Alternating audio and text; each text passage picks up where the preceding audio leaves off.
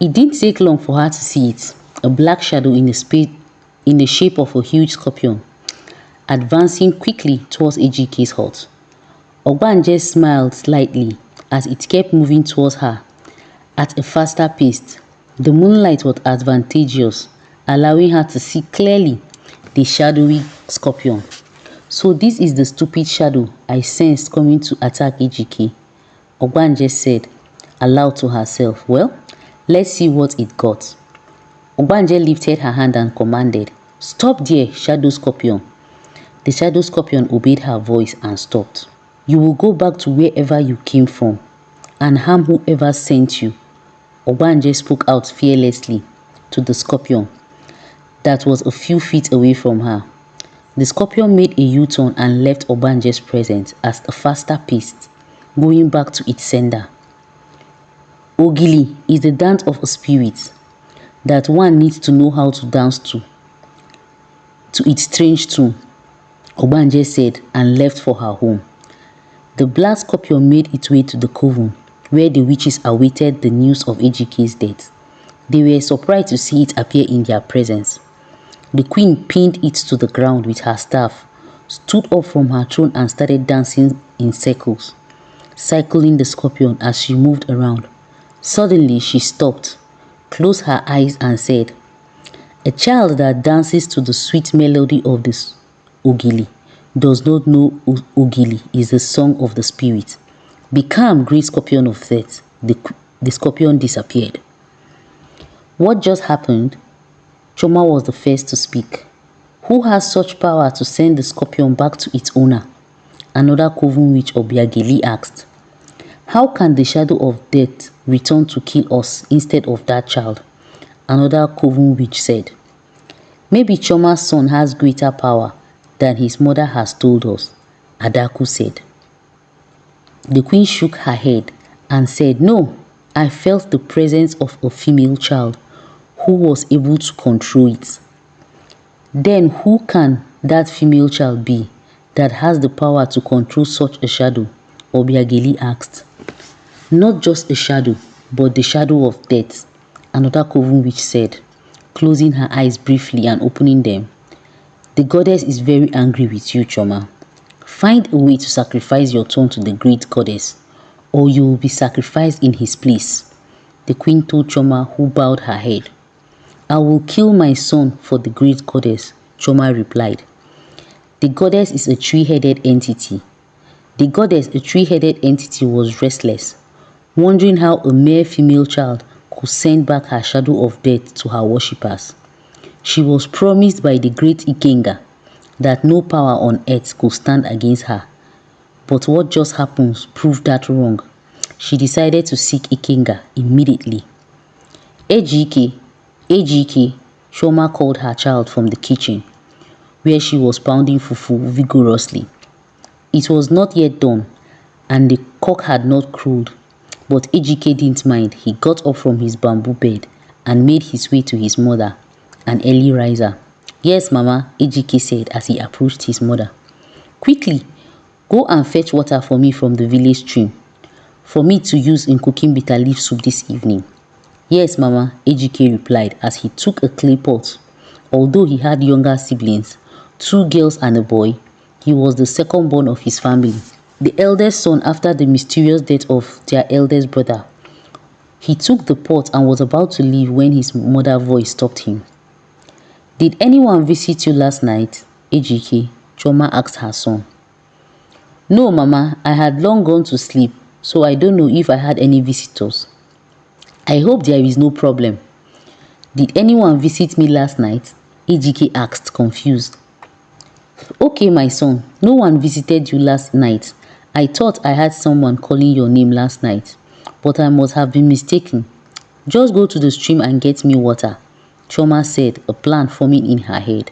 Choma was known in the village as one of the few women who had made it big. She had 8 bands of yam, goats, and a full plantation of cassava. Her husband had died under mysterious circumstances, and she was accused of killing him in exchange for wealth. While some said she used him for rituals, she had helpers who worked on her farm, This gossip didn't bother Choma as she went about her daily work. As soon as Ejike left the house to fetch water, she quickly went to her room, took out a red-covered pot hidden under her bamboo bed, and opened the black cloth covering the pot. It was empty. The great snake of Udom. I once again need your help, Choma said softly. A three-headed black cobra appeared. Go and kill my son Ejike. Find him and strike him with your venomous bite, Choma told the snake as it disappeared to carry out her order. Let me see how you escape this time. Obanje woke up very early to do her morning chores. She swept the entire compound, washed the dirty plates from the previous night, warmed the leftover food, then carried her pot to fill the larger pots in the kitchen. Her father had promised her she would follow him to the farm today, and she didn't want to waste time or let her stepsisters delay them. On her third journey to the stream, she met Ejike. Ejike was scared when he saw a silent figure approaching him. He thought it was a spirit and was about to run when the figure called his name, revealing Obanje's voice. Ejike, I never knew you were scared like this. Now I know you are a scared little thing. After this you will boast that you are a man. You, a man who wants to run, Obanje said mockingly. Ah, Ejike, the lion of Udom village, run? That's impossible. I wasn't running. I was only trying to see if there was another person behind me, so that I will prepare myself, Ejike lied through his teeth. I have heard you. So where are you going before dawn? Obanje asked. My mother sent me to fetch water from the stream for cooking. You too, where are you awake at this time when you ought to be sleeping? Ejike asked as they started walking towards the village stream. Papa told me I will follow him to the farm today. You know how the devil works. My two lazy sisters decided to join. Can you imagine? Obanje said, and Ejike laughed. You don't mean it. But wait. What do they want to do on the farm? They don't even know how to lift a hoe or do any farm work. Those two lazy twins, Ejike said, laughing. That's why I woke up early to do all the chores. If I wait for my sisters to wake up and join me, none of us will go to the farm today, Obanje said as they walked towards the stream. They were quiet as they made their way down the bushy path to the stream. They filled their pots to the brim and started heading home. They were halfway home when Obanje sensed its presence. Ejike, something is hiding in this bush. It was sent to harm you, Obanje told Ejike as she tried to locate it within her spiritual eyes. Ejike laughed again. You and this your superstition, he said, looking around. You see, there is nothing hiding here. Obanje wasn't listening. Her focus was on finding what had been stalking them. Whatever you are, or wherever you are, you will listen to my voice and mine alone. They say whatever tune you play in the compound of a great man, there is always someone to dance to it. Whoever sent you to kill him, go back to the sender, Obanje said. Ejike then knew Obanje was serious. She only spoke in parables when she was serious or had seen something. Ejike knew Obanje wasn't an ordinary girl. Obanje bent down, picked some sand with her hands and continued. When you see an old woman, stop her dance to point again and again in the same direction. We can be sure that somewhere something happened long ago that touched the roots of her life. I am sending you back to the very person that sent you. Kill and strike with no mercy. Obanje returned the sand and hit her palm 3 times on the ground. He that has ears, let him hear. What are you doing, Ada? Ejike asked, confused. Ada, Ejike frowned in confusion when Obanje laughed out loud. It is gone. I sent it back to its sender. Don't worry. We shall know who sent the 3-headed snake after you. After me? What did I do to them that will warrant sending a 3-headed snake? Ejike asked. I don't know, Ejike. There seems to be a connection to what happened last night at your home. Obanje said aloud. In my home? What happened yesterday? Someone sent a shadow of death to you. Thank the gods I arrived in time. If not, you wouldn't be talking to me right now. Strange. Do you think it's the same person who sent the snake because they didn't succeed last night? That's also my thought. I don't know, but the truth will surely be revealed. Come, let's go home. I have farm to attend to. They went to their separate home. Obanje, Chika, and Chinazo and their father Ikenna went to the farm. Each of the three girls carrying a basket on their head for cocoyam, corn and yams they would collect from the farm. Upon arrival, they quickly began their work.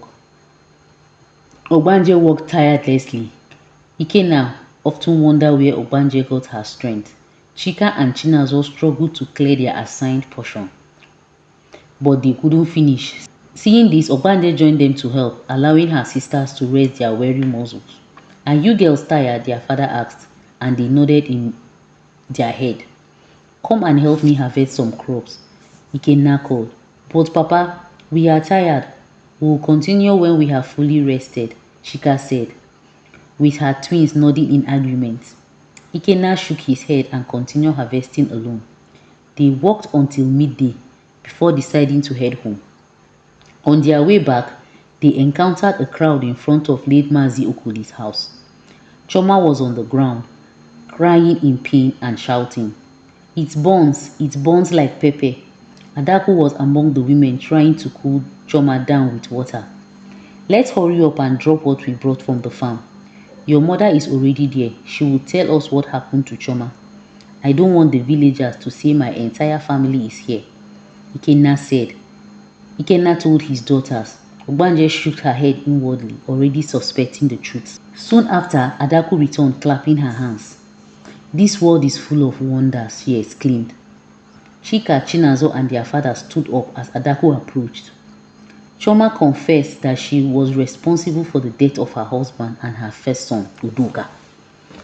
She intended to kill Ejike next, but Nemesis caught up with her, Adaku reported, shocking Ikenna. What did you just see? Ikenna asked, eyes wide open. Yes, Choma admitted to killing her son and husband. She planned to kill Ejike too, but she was caught, Adaku said. Chika and Chinazo shook their head in pity, while Obanje laughed out, drawing their attention.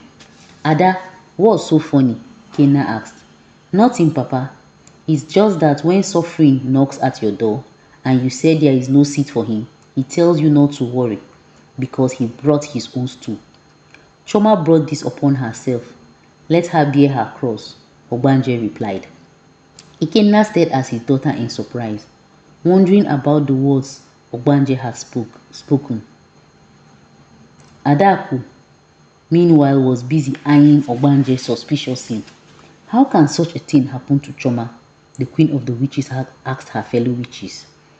I have this feeling that Obanje might be responsible for her predicament, Adaku told them. How do you know, Adaku? Your stepdaughter doesn't know about us. If she did, you would have been dead by now. I told you she's being guided by a very powerful strange god, the queen said. So you have been saying, my queen, but we can't sit by and watch Choma die. It's not right, Adaku insisted. You cannot undo what Choma brought upon herself. The snake venom is deadly and cannot be removed. She only has 3 days to live. 3 days and the goddess will take her life, the queen declared. I never knew my mother could do such a thing, Ejike said, crying like a child in front of Obanje. She had been consoling him since his mother's confession. Please, can't you help my mother? Please don't let her die. She is the only person we have in this world. Ada, I am begging you, save her through your means, Ejike pleaded with Obanje, who didn't reply him. Obanje was sleeping when she heard a voice. The voice had been speaking to her occasionally in the past. And as time went by, she realized it wasn't an evil voice and wondered who it belonged to. Nevertheless, she obeyed it. The time has come for the whole people to remember me. You will start from her, the voice said.